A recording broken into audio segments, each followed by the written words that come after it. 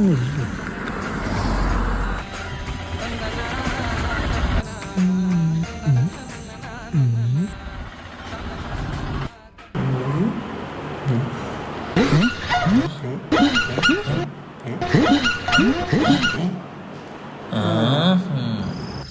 നിറച്ച് കാക്കളാണല്ലോ.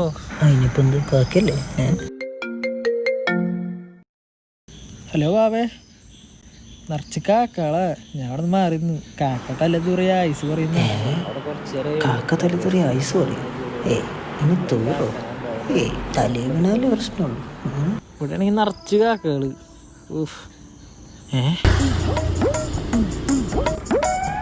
ഓടി ചേട്ടാ.